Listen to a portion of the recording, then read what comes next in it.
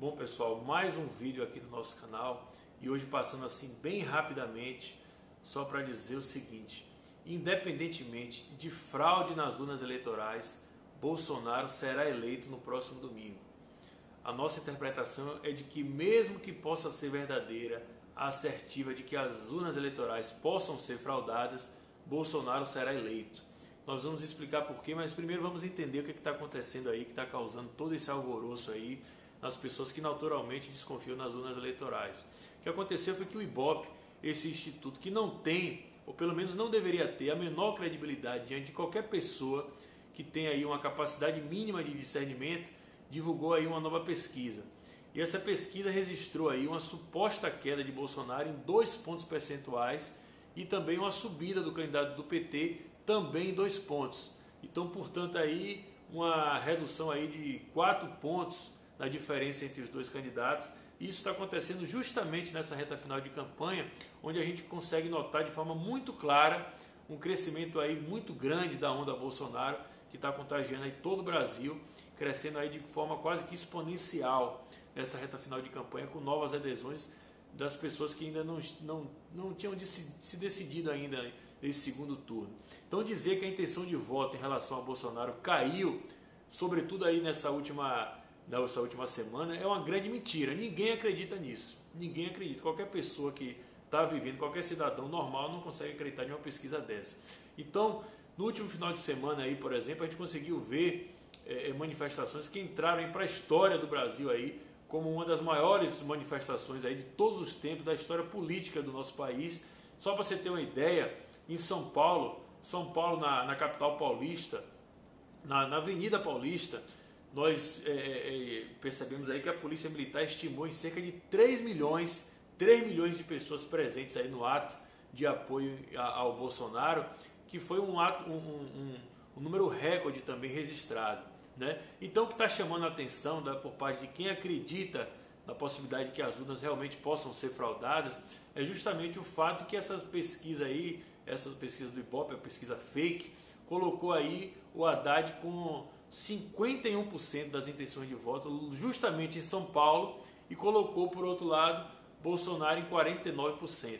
Imagine, a gente precisa voltar um pouquinho aí só para lembrar que o Haddad, em 2016, ele então prefeito de São Paulo, ele candidato à reeleição, ou seja, no cargo, ele foi candidato e perdeu a eleição no primeiro turno. Ele obteve apenas 16% dos votos válidos, perdendo, inclusive ficando atrás do somatório dos votos de brancos e nulos, né? E a gente sabe muito bem que, na verdade, ele foi, como prefeito de São Paulo, ele foi praticamente expulso por parte aí dos paulistanos, né? Foi considerado o pior prefeito da cidade, da história da cidade. E para completar, a gente ainda pode lembrar que na própria eleição agora de presidente, na eleição do primeiro turno, o candidato do PT obteve apenas 19% dos votos em São Paulo, capital, enquanto Bolsonaro teve quase 50%. Isso na eleição do primeiro turno, que nós tivemos aí, foram 13 candidatos, né? 13 candidatos.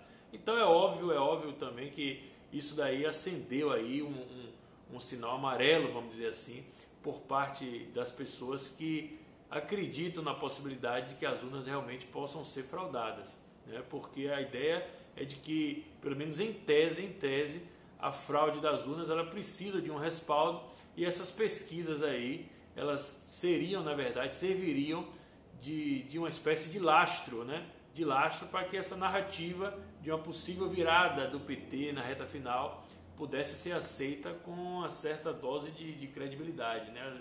Vamos dizer que o resultado das urnas aponte uma vitória do PT, então as pesquisas seriam até para reforçar essa narrativa, né? Mas nossa interpretação é de que, independentemente disso, Bolsonaro já está eleito, porque mesmo que realmente haja uma fraude nas urnas eletrônicas, Bolsonaro está eleito. Por quê?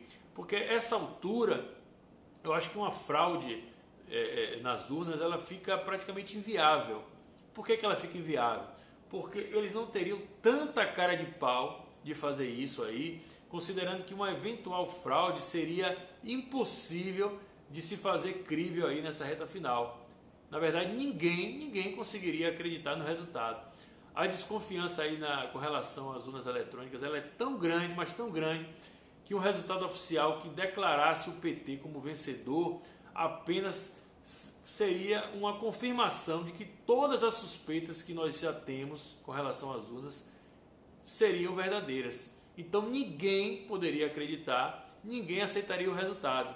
Provavelmente isso aí seria até vamos dizer assim, eu arriscaria dizer que até um impulso para que se criasse efetivamente uma guerra civil declarada no país, porque as pessoas não iriam aceitar, não iriam acreditar e não iriam aceitar o resultado. Então, nesse sentido aí, supondo que realmente haja a possibilidade de fraude nas urnas eletrônicas, o máximo que eu acho que a gente poderia esperar é que eles pudessem fabricar ali um resultado falso, que aponte aí uma vitória de Bolsonaro, assim, um exemplo, uma vitória de 51% a 49%, o que poderia, na verdade, justificar aí a tese do Brasil dividido, né? O que, ao meu ver, seria uma forma de conseguir, inclusive, enfraquecer o novo governo do Bolsonaro antes mesmo dele tomar posse. Porque a gente sabe que se o resultado for o resultado realmente oficial, vai ser em torno de 70% a 30%. Esse vai ser o resultado.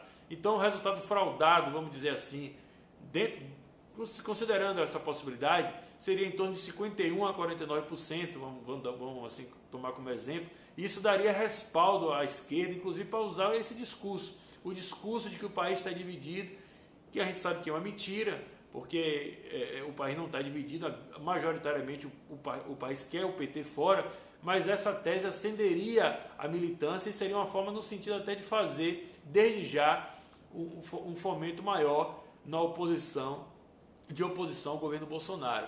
Dizer que o Brasil está dividido seria uma forma, ao meu ver, de fazer com que, nesse momento agora, esse resultado se confirmando, poderia justificar, inclusive, as novas pesquisas de opinião pública que seriam geradas a partir disso, que colocariam, por exemplo, lá na frente que o governo Bolsonaro já começaria como o governo mais impopular da história.